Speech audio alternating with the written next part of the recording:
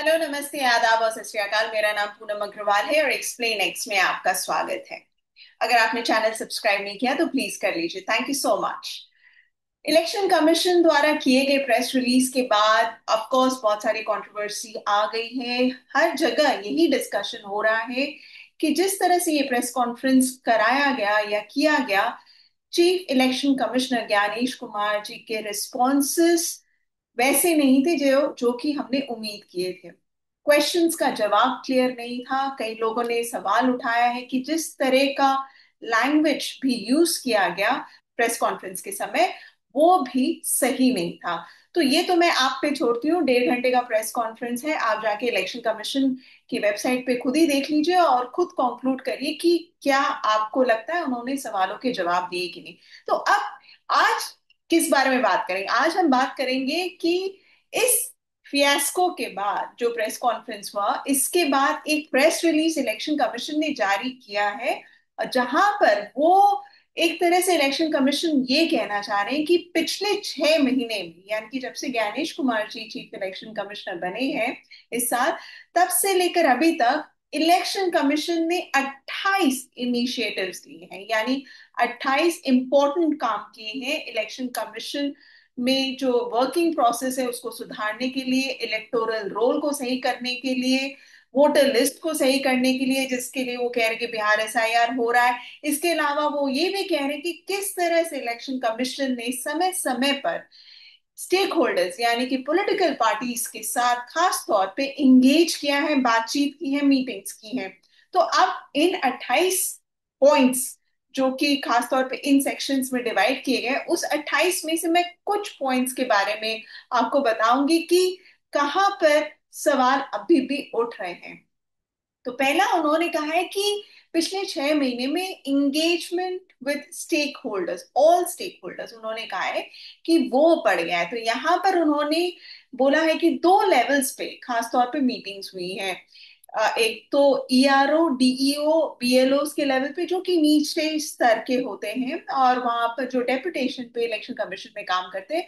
28,000 representative political parties के इस meeting को अटेंड किया है। तो इस तरह की मीटिंग्स के जरिए 40 मीटिंग सिर्फ सीएओ ने किया है, 800 मीटिंग डीईओ ने किया है, और करीब करीब 4,000 मीटिंग्स ईआरओज ने किया है। तो ये डिस्ट्रिक्ट लेवल पे जो मीटिंग्स हुई है इसके बारे में ये बता रहे हैं। और 28,000 रिप्रेजेंटेटिव पॉलिटिकल पार्टी के उन्होंने अटेंड किया।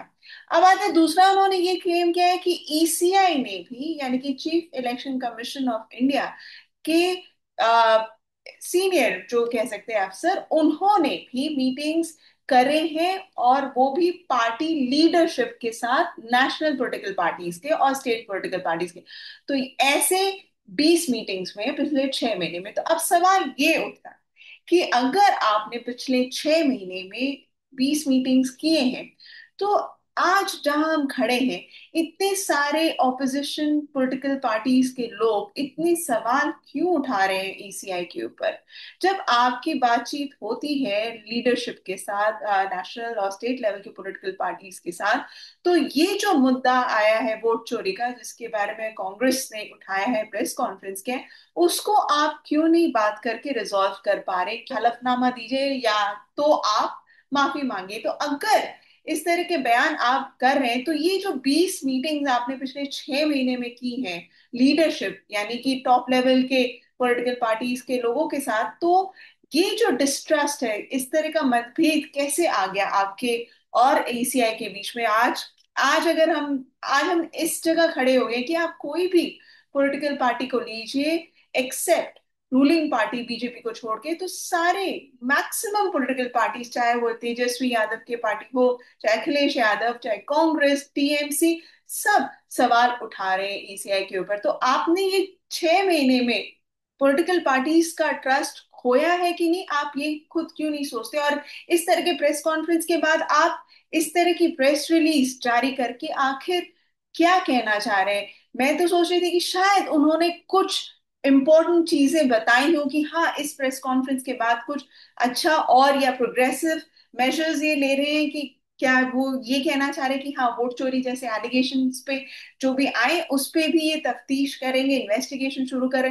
लेकिन नहीं, यहाँ पर भी वो यही कह रहे कि भाई हम सही हैं। चलिए ठीक है, आप कह रहे 20 मीटिंग्स हुई है, हम मान लेते हैं। इसके अलावा जो और इम्पोर्टेंट चीजें जो इन्होंने कही हैं उसमें से एक चीज के बारे में मैं और बात करूंगी। ये है checking and verification of EVM micro controllers. तो अगर आपको याद हो, लोकसभा इलेक्शंस के टाइम में सुप्रीम कोर्ट में एक पिटिशन लगा था जिसमें सुप्रीम कोर्ट ने ऑर्डर दिया था इलेक्शन कमीशन को कि वो चेकिंग एंड वेरिफिकेशन करेंगे ईवीएम के माइक्रो कंट्रोलर का, वीवीपैट का भी। अगर किसी तरह का ऑब्जेक्शन रेज किया है किसी भी कैंडिडेट ने जो कि सेकंड या थर्ड पोजीशन पे है, तो उसके बेसिस पे इलेक्शन कमीशन ने चेकिंग एंड वेरिफिकेशन किया है। और अगेन इस पे ये कह रहे कि इनकी इनिशिएटिव है, लेकिन मैं यहाँ पर ये कहना चाहूंगी कि इलेक्शन कमीशन ने ये काम किया है क्योंकि सुप्रीम कोर्ट ने इन्हें ये करने के लिए कहा, इसलिए इन्होंने तो यहाँ पर ये क्रेडिट खुद लेना चाह रहे हैं, बट एक्चुअली में क्रेडिट सुप्रीम कोर्ट के ऑर्डर को जाता है। तो अब आते हैं इसके बाद, यहाँ पर ये कह रहे हैं कि टेक्नोलॉजी को इन्होंने काफी एनहांस किया है और उसको यूज कर रहे हैं, बढ़ा रहे हैं। तो यहाँ पर इन्होंने बात की है ईसीआई नेट, जिसके जरिए कई सारे एप्स और कितने सारे इनके जो भी 40 से ज्यादा एप्स है वो कनेक्टेड है। तो सारा जो डेटा है एक ही जगह कलेक्ट हो रहा है। तो वो बोल रहे हैं कि हमने इस टेक्नोलॉजी को भी यूज किया है। अब यहाँ पर खास तौर पे मैं इस चीज के बारे में मेंशन करूंगी, real time voter turnout updates. वो कह रहे हैं कि अब हम जो रियल टाइम में कितने वोट्स पड़े हैं उसका डेटा अब हम पब्लिक डोमेन में जल्दी डाल पाएंगे बिना टाइम लैग के। अगर आपको याद हो तो कितने वोट पड़े, इस पर बहुत ज्यादा कंट्रोवर्सी रही लोकसभा इलेक्शंस के दौरान 2024 में। और उस समय यही कहा गया था कि कितने वोट्स पड़े हैं एक पोलिंग बूथ में, इलेक्शन कमीशन ने हमेशा परसेंटेज में दिया ना कि एब्सोल्यूट नंबर में दिया, और वो भी अप्रॉक्स यानी कि एक्यूरेट नंबर उन्होंने नहीं डाला। तो अब आप ये जो क्लेम कर रहे हैं कि ये इनिशिएटिव आप लेकर आ गए, तो अब क्या आप अपडेट करेंगे एब्सोल्यूट नंबर या अभी भी परसेंटेज में बताएंगे कि कितने वोट पड़े एक पर्टिकुलर पोलिंग बूथ में? और ये इसलिए इंपॉर्टेंट है, मैं आपको एक चीज प्रिसाइसली बता दूं कि ये इसलिए इंपॉर्टेंट है कि लोकसभा 2024 के इलेक्शन में हमने पाए थे कि दो डेटा जो कि कितने वोट्स पड़े और कितने वोट्स गिने गए इसमें मिसमैच था, और ये दोनों डेटा इलेक्शन कमीशन ने ही जारी किया था। तो इस पर काफी सवाल उठे, लेकिन उसका जवाब इलेक्शन कमीशन ने आज तक नहीं दिया। ये अलग बात है कि प्रेस कॉन्फ्रेंस में भी इसके बारे में पूछा नहीं गया था, लेकिन हमने कई बार, मैंने ऐसे जर्नलिस्ट पूछा है, कई सारे सिविल सोसाइटी मेंबर्स ने इस बारे में पूछा, लेकिन उसका जवाब अभी तक पब्लिक डोमेन में नहीं आया। एक चीज और मैं मेंशन कर दूं कि ये जो डिस्क्रिपेंसीज आती हैं कई बार कि फॉर्म 17C जिसमें वोट्स पोल्ड का डेटा होता है, कितने वोट्स पड़े और कितने वोट्स गिने गए, उस पे जब डिस्क्रिपेंसी आती है तो जो इलेक्शन कमीशन का रूल है वो ये है कि अगर वो मैच नहीं कर रहा है ईवीएम का वोट और कितने वोट्स पड़े, तो इस हालात में वीवीपैट को गिना जाए। तो इलेक्शन कमीशन यहाँ पर भी क्रेडिट लेना चाह रहे हैं कि हम मैंडेटरी वीवीपैट स्लिप काउंटिंग कराते हैं। चलिए ये भी मान लेते हैं, लेकिन ये तो एज पर द रूल है। अगर कोई ऑब्जेक्शन रेज हो रहा है कि मैच नहीं कर रहा है आपके कितने वोट्स पड़े और कितने गिने गए, तो उस हालात में तो आपको वीवीपैट गिनना ही पड़ेगा। तो ये क्रेडिट का भी कोई बात नहीं है, लेकिन चलिए आप बोल रहे हैं तो मान लिया हमने। अब आते हैं मेन प्योरिफिकेशन के बारे में, कह रहे हैं कि हम वोटर लिस्ट यानी इलेक्टोरल रोल को साफ यानी कि उसको क्लीन कर रहे हैं। तो यहाँ पर इन्होंने एक चीज जो मेंशन की है, लिंकिंग डेथ रजिस्ट्रेशन डेटा। तो अब ये फ्रंट फुटिंग में काम करेंगे। ये कह रहे हैं कि अब बीएलओस का काम होगा कि वो घर घर विजिट करके पहले ही चेक कर ले कि वो एक नॉर्मल रूटीन प्रोसेस में होगा कि अगर किसी के घर में किसी की डेथ हो गई है तो उसका नाम वोटर लिस्ट से हटा दिया जाए, ना कि ये इंतजार किया जाए कि फैमिली का कोई सदस्य वो फॉर्म 7 भर के देगा तब उसका नाम वोटर लिस्ट से हटाया जाएगा। तो ये लिंकिंग डेथ रजिस्ट्रेशन डेटा, इस पर अब इलेक्शन कमीशन कह रही कि काफी जोर कर रहे हैं। इसके अलावा उन्होंने ईज ऑफ वोटिंग के बारे में भी कहा और ट्रेनिंग के बारे में कहा है कि किस तरह से कॉन्स्टेंटली इलेक्शन कमीशन इस बारे में काम करता है कि बीएलएस और बीएलओस की ट्रेनिंग की जाए, उन्हें किस तरह से वोटर लिस्ट बनाना है, किस तरह से पोलिंग बूथ में काम करना है, और काउंटिंग वाले दिन किस तरह की प्रोसेस को फॉलो करना है। क्योंकि जैसे आप जानते हैं कि बीएलओ ईआरओ जो भी डिस्ट्रिक्ट लेवल इलेक्शन ऑफिसर होते हैं वो डेपुटेशन पे आते हैं।